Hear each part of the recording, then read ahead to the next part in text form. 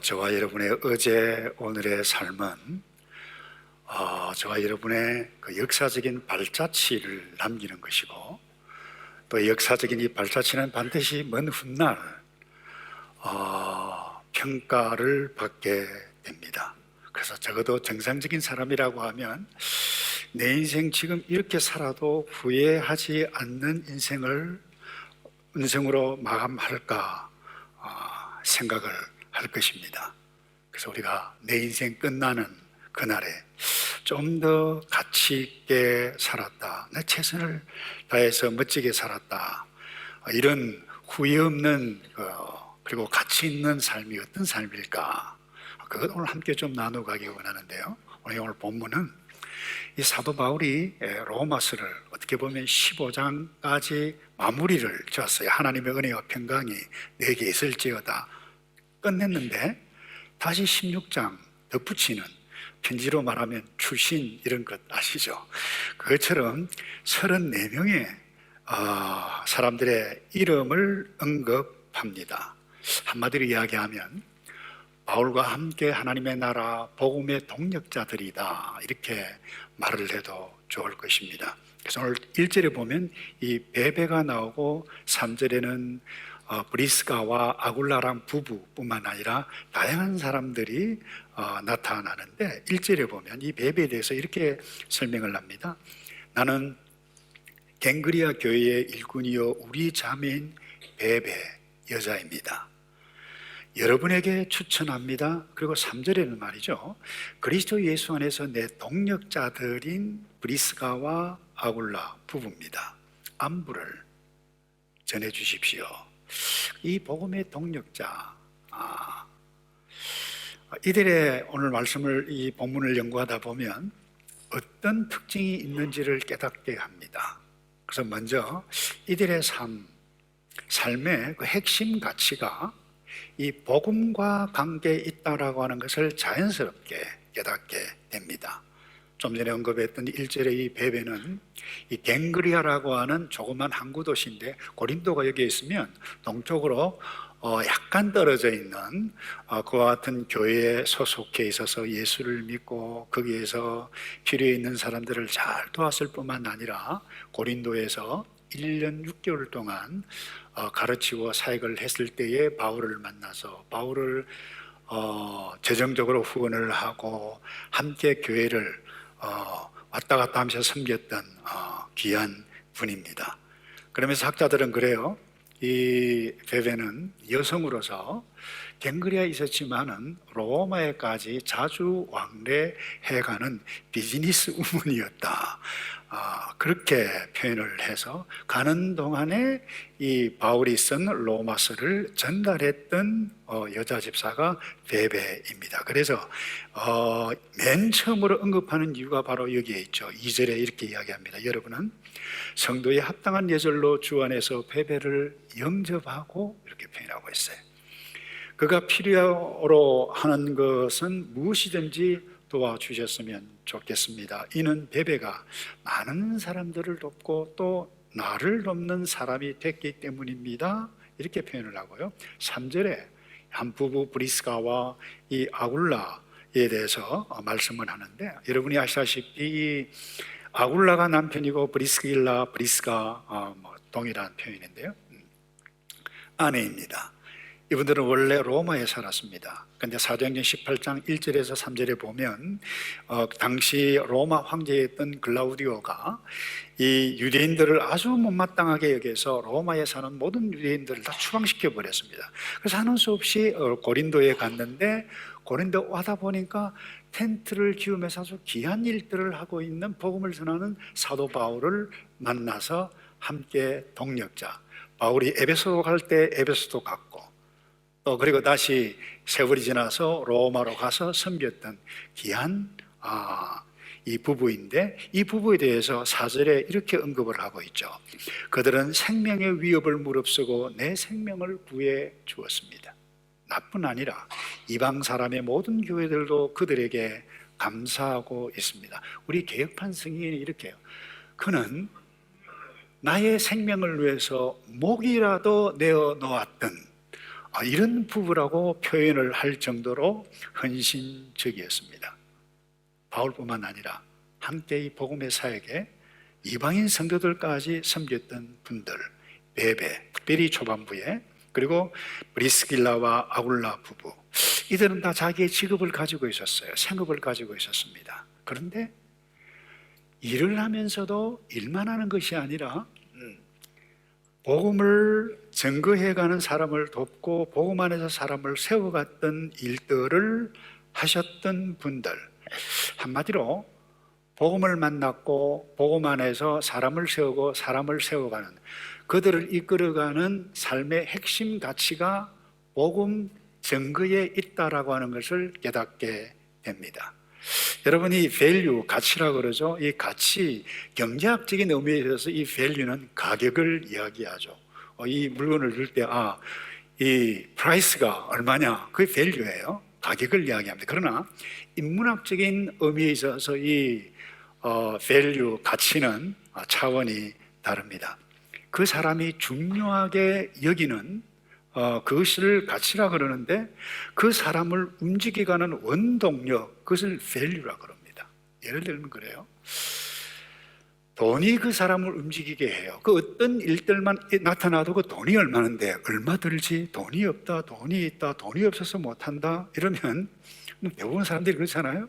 그 사람의 핵심 가치가 뭐예요? 돈일 수 있습니다. 그런데 어떤 분은 나는 돈보다 관계를 중요시 여기고 돈보다 사람을 중요시 여긴다라고, 그 사람을 움직이는 삶의 핵심 가치가 관계이고 사람이라고 하면, 돈을 잃는 상황이 있다는 할지라도 돈은 잃어도 좋다. 그런데 내가 친구, 사람을 잃어서는 안 된다. 그러면 그 사람이, 그리고 그 관계가 그 사람을 이끄는 가치, value라, 또 하나 이 코어 밸류, 핵심 가치라, 이렇게 볼 수 있습니다. 여러분, 사도 바울, 베베, 그리고 오늘 본문에 나타나는 34명의 이 사람들, 이들을 움직이는 가치가 있었는데 복음이었어요. 복음을 알았습니다. 복음 안에서 사람을 세웠어요. 내가 어떤 직업에 있든지 복음 안에서 사람을 얻는 것. 그래서 베베와 브리스길라 부부를 움직였던 것은 복음 증거였다라고 하는 사실.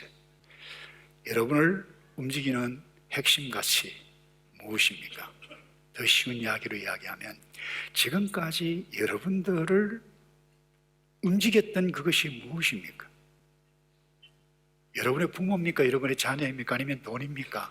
아니면 상황입니까? 아니면 어쩌다 보시 아무 생각 없이 살아왔습니까? 무엇이 여러분을 오늘을 낳게 했습니까? 여러분, 한번 좀 생각해 봐요. 내 인생 지금까지 살아온 식으로 계속해서 살아가면 나의 인생 끝날 임종시에 내가 이렇게 살았던 것이 후회가 된다, 좀 더 잘 살 걸 하다가 인생을 마친다라고 하면 얼마나 후회스럽겠습니까? 그래서 여러분, 한 번쯤 생각해 보아야 돼요.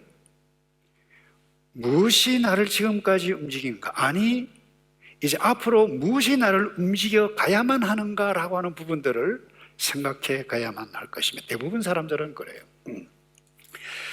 자신의 욕망을 채워가고 꿈을 위해서, 그 꿈을 이루기 위해서 노력합니다. 기쁨이 있어요. 만족을 얻어요. 기뻐하며 삶을 행복하게 살아가는데 대부분 가치를 둬요. 그 핵심 가운데, 잔잔한 가운데 돈이 있어요. 모두가 다 마찬가지예요. 그 잘못이라고 생각할 수는 없습니다만은, 나의 욕망과 자신의 꿈에만 집중하다 보면 자연스럽게 친구와 헤어지기도 해요. 경쟁관계도 될 수 있어요. 라이벌이 될 수가 있습니다. 경쟁에 뒤처지면 속이 상합니다. 자존심이 상해요. 상처를 입어요.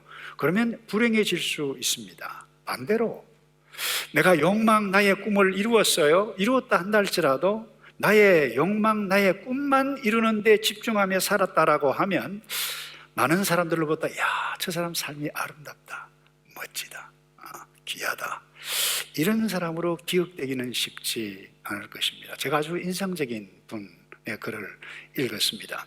77년도부터 의사입니다. 이분이 전라도에 있는 소록도 한센스 병이라고 그러죠. 거기에서 자원봉사를 조금 하다가 거기 애양병원이라고 하는 곳에 그야말로 33년 동안 원장으로 한국에서 인공관절에 탁월한 명의로 소문이 난 분입니다. 이분 때문에 전국 각지에서 무릎이 아프다, 다리가 소아마비 환자들이다, 이분의 수술을 받기 위해서 그야말로 인산인해를 이루었던 분인데 신실한 크리스찬입니다. 이분이 2016년 은퇴를 했어요. 65세 때. 그때 서울의대 졸업식에 축사를 부탁을 받고 후배들에게 어떤 이야기를 했는가 하면 아주 심플하게 이야기했대요. 좋은 직장 찾지 말라. 그래서 이 사실을 알았던 한 신문 기자가 만나서 인터뷰를 했는데 좋은 직장이 의사가 좋은 직장이잖아요. 그런데 의사에게서 좋은 직장이라고 하는 의미가 무엇입니까? 라고 물었을 때에 다들 가고 싶어하는 종합병원이나 대학병원이나 의리의리한 종합병원이죠. 그런데 이분이 그런 이야기를 했어요. 하지만 남들이 좋다고 여기는 그런 직장들이 꼭 자신에게도 좋은 것만은 아닙니다. 경쟁이 치열해서 자기 자신이 붙잡고 있는 그 가치를 지키는 게 쉽지 않지요. 서울대병원으로 간 내 의대 친구들을 보면 과장, 원장 등 높은 보직을 못 맡아서 좌절하거나 상처를 받는 모습들을 저는 많이 보았지요. 그런 곳에서 도전하는 것 의미 있습니다만 나 자신이 어디에 가치를 두느냐가 중요하지 않겠습니까? 라고 하는 말을 하면서 이분이 그래요. 좋은 일이기 때문에 소록도에 그리고 애양병원에 그렇게 오랫동안 있는 것이 아니라 하면서 이분이 내가 좋아서 그렇게 했습니다. 무엇이 그를 움직였어요? 가치가 의사이지만 무엇이 나를 이끄는가? 보통 사람과 달랐다라고 하는 것을 보게 됩니다. 여러분, 바른 가치를 붙잡고 그 바른 가치를 위해서 여러분들이 살지 않으면 의사가 됐든 교사가 됐든 사학가가 됐든 목사가 됐든 선교사가 됐든 그 어떤 일들을 한다 할지라도 삶이 어그러진 모습으로 나타날 수 있습니다. 인생 마지막 순간에 내가 후회 없는 삶을 살았을까 이렇게 자문해 볼 때 자신 있는 대답을 하기가 어려울 수가 있을 것입니다. 여러분을 움직이고 있는 가치가 무엇인지 생각해 보셔야만 할 것입니다. 그래서 이들은 오늘 본문에 나타났던 이 34명, 바울이 기록하고 있는 이 사람들, 복음 안에서 사람을 돕고 사람을 세워가고 그들을 돕고 그들을 후원하는데 이들은 다 직장이 다 선교사가 아니었어요. 보통 사람들이에요. 그러나 복음의 동력자들이었다라고 하는 것을 깨달아 볼 수 있습니다. 두 번째, 이들은 구체적으로 복음의 동력자들이었기 때문에 복음 안에서 그 사람들의 필요에 민감하고 구체적으로 헌신했다라고 하는 것을 자연스럽게 깨달을 수 있습니다. 여러분, 어떤 위치, 경제적인 여유가 있다고 해서 다른 사람을 잘 돕는 것은 아닙니다. 사회적인 위치, 좋은 직장을 가지고 있다고 해서 다 돕는 것은 아닙니다. 다시 강조하는 것은 그 사람을 움직이는 그 가치에 따라서 삶의 실제가 달라질 수 있습니다. 그런데 오늘 베베 그리고 브리스길라와 아굴라의 부부의 삶을 보면 자기가 할 수 있는 상황과 능력 안에서, 직업 안에서 최선을 다해서 구체적으로 헌신했다라고 하는 것을 보게 됩니다. 이 베베는 복음이 무엇인가, 복음 안에서 살아가는 삶이 무엇인가, 이것을 기록한 것이 로마서, 사도 바울이 적은 이 로마서, 이 편지죠. 편지를 들고 직접 갱그레에 있던 이 베베가 들고 가서 전했던 사람이었어요. 아니, 그거 뭐 자기 비즈니스 하는데 가다가 만나서 주는 거 어렵지 않겠네, 이렇게 생각할 수 있는데 그렇지 않습니다. 비행기 타고 간 것 아닙니다. KTX 없었어요. 여기 뭐 인터시티 뭐 버스 없었어요? 쉬운 일이 아닙니다. 찾아가야 하는 일입니다. 그 일을 왜 했을까요? 자기 비즈니스 하기도 바쁜데 헌신적이었어, 구체적으로. 그리고 또한 이 브리스길라의 부부, 자기 자신의 집을 말이죠, 오픈했어요. 그것도 교회당으로 오픈했다라고 하는 것을 알 수 있습니다. 5절에 보면 이런 말씀이 있습니다. 또한 그들의 가정에서 모이는 교회에도 안부를 전해 주십시오. 이 무슨 말입니까? 그들의 가정에서, 브리스가와 아굴라의 가정에서 모이는 교회, 가정. 여러분, 이 당시 교회는 이렇게 건물이 있는 교회가 아니었어요. 집이 좀 큰 집이 있으면 그것을 오픈해서 교회의 성도들이 모일 때마다 교회 당으로 제공을 했다는 것입니다. 여러분, 이 부부들이 자기 집을 이 교회로 개방한 것, 뭐 그럴 수 있지, 좋지. 쉬운 일이 아닙니다. 우리가 목장 모임을 하는데 여러분, 한 주에 한 번 모이는 것을 개방하는 것 쉬운 일이 아니지 않아요? 얼마나 신경이 많이 쓰입니까? 음식을 준비해야 됩니다. 나누어야 돼요. 헌신해야 돼요, 구체적으로. 그런데 바울은 이 부부를 소개하면서 바울 자기를 위해서 목숨까지도 목이라도 내놓을 만큼, 그래서 이 사건을 두고 도대체 어떻게 했길래 이런 표현을 썼을까? 학자들은 그래요. 에베소에서 폭동이 막 일어났었습니다. 그때 이 부부들이 함께 있었다고 봐요.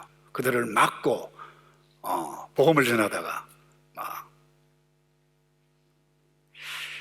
근데 사실 이런 귀한 일꾼들, 1세기뿐만 아니라 오늘까지 존재하는 세계의 모든 지역 교회들, 이런 귀한 헌신자들을 통해서 복음 안에서 사람을 얻게 되어지고, 교회가 성령께서 시대마다 사람들을 통해서, 이 헌신적인 일꾼들을 통해서 교회가 사람을 얻는 일들이 계속되어진다는 것, 저희 교회도 마찬가지입니다.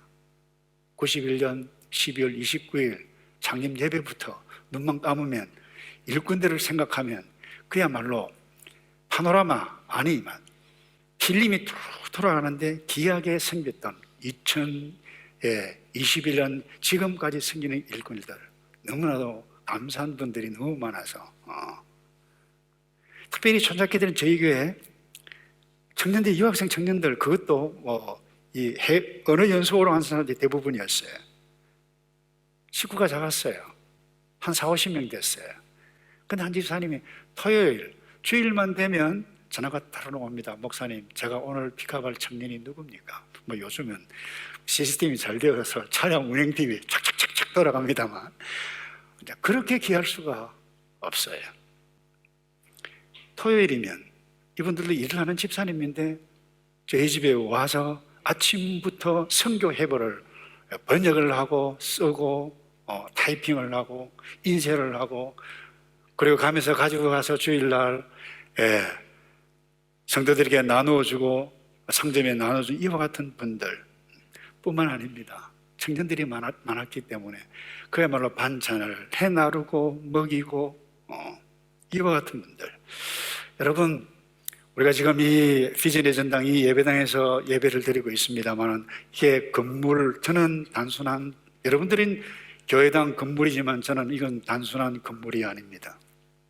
지금까지 섬겼던 귀한 여러분의 선배, 지금까지 이 자리에 있는 분도 있습니다만 주님을 향한 사랑과 헌신의 결정체가 여러분 이 건물이라고 하는 것을 놓쳐서는 안 됩니다. 누가 시켰습니까? 스스로 알아서 감독을 하고 헌금을 하고 몸까지 던져가면서, 그런 분들을 생각하면요 눈물이 나요. 여러분, 저에게 좀 바쁜 교회입니다. 주일은 말할 것도 없고 월요일부터 토요일까지 문화센터, 평생교육원, 사랑실천 모임 뿐만 아닙니다. 거기에 참여하지 않으면서 알게 모르게 어려움 있는 사람들을 물질로 도와주고 중보기도해가고, 이런 분들, 여러분, 이런 분들 때문에 오늘 하늘이 교회가, 아니 주님의 몸된 교회가 사람을 얻고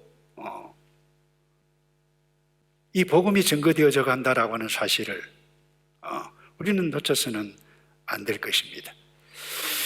그런데 왜 이들이 헌신합니까? 복음을 알고 복음을 믿고 복음 안에서 사람을 얻는 일이기 때문에 이것을 놓치면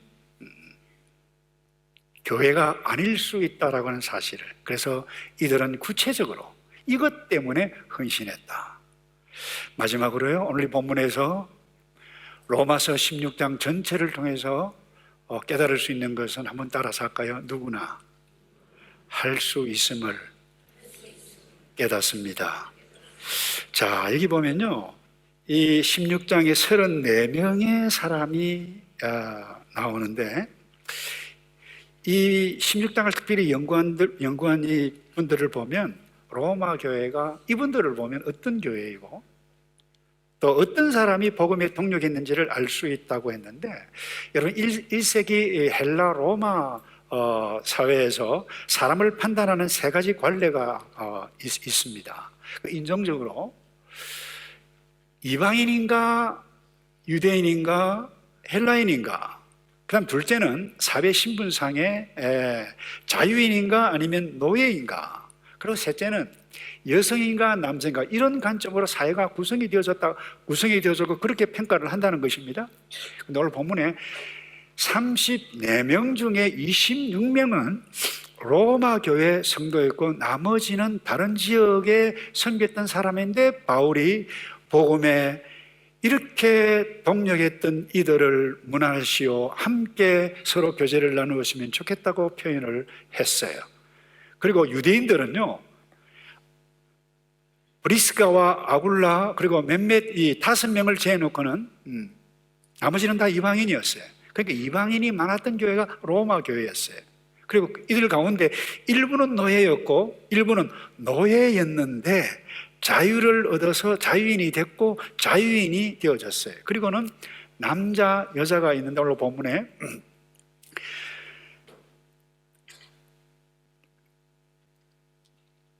26명 중에 17명은 남성이었고 나머지는 여성이었어요. 자, 제가 왜 이와 같은 이야기를 하는가 하면, 여러분 그 교회에 노예가 있었고 자유인도 있었고 아주 다양한 사회적인 신분, 상황이 다양한 사람들이 있었다는 거예요. 여러분 이 당시 노예는 로마 법적으로도 사람 취급을 받지 못했습니다. 여러분이 잘 아시는 철학자 아리스토텔레스도 이 당시 노예를 두고 뭐라고 이야기했는가 하면 생명이 있는 도구라, person이 아닙니다, a thing, 물건입니다.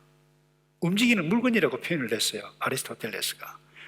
그리고 로마의 역사가 타키투스라고 하는 분의 쓴 책에 의하면 로마 원로원에 있던 이 세군투스라고 하는 분이 있는데 200명이나 되는 노예가 있었다고 그래요. 그런데 이 세군투스가 살해를 당합니다. 그런데 살해를 당하고는 바로 그 다음 날 200명의 노예가 한순간에 다 처형이 됩니다. 주인도 못 죽이는 노예가 무슨 노예냐, 죽어야 된다. 여러분 이런 취급을 받았습니다. 뿐만 아닙니다. 아시다시피 1세기 당시 남성, 여성 차별 문제가 아닙니다. 동등한 위치가, 지위가 아니었습니다. 복음이 들어오고 난 이후로부터 미국 그리고 한국뿐만 아니라 여성 참정권이 억대되어졌는데요, 1920년에 미국이 여성 참정권 얻었어요. 그리고 영국이 1928년, 우리나라는 1948년입니다. 그런데 뉴질랜드는 가장 빠른 1893년에 여성 참정권을 얻었어요. 제가 왜 이와 같은 이야기를 합니까? 1세기 로마 교회는 성차별도 많고 신분차별도 많고 그야말로 불합리한 그와 같은 사회였는데, 로마 교회를 딱 보니까 다르다는 거예요. 남자 여자가 동일하게 복음의 동력자요, 노예도 그렇고 자유인 할 것 없이, 유대인 이방인 할 것 없이 예수 그리스도의 그 가르침과 복음이 생활 가운데 구체화되었다라고 하는 것을 볼 수 있다는 것입니다. 제 선생님이었던 이 교회사 학사인 이상규 교수님 저에게도 몇 번 왔습니다만은, 이분이 초대교회 이 기독교에 관한 연구에 대한 글을 이렇게 적어서 저한테 읽어보라고 주셨어요. 그러면서 마지막에 이런 글을 남겼어요. 무엇이 유대인과 이방인, 노예와 자유인, 그리고 여성과 남성 사이를 가로막고 있었던 차별의 벽을 헐고 주 안에서 하나가 되었습니까? 그것이 억지로 강제입니까? 아니면 시스템입니까? 아니면 교회입니까? 그것은 바로 복음의 능력 때문이라고 했어요. 이분이 더 놀라운 사실을 글을 적어서 제게 주셨는데,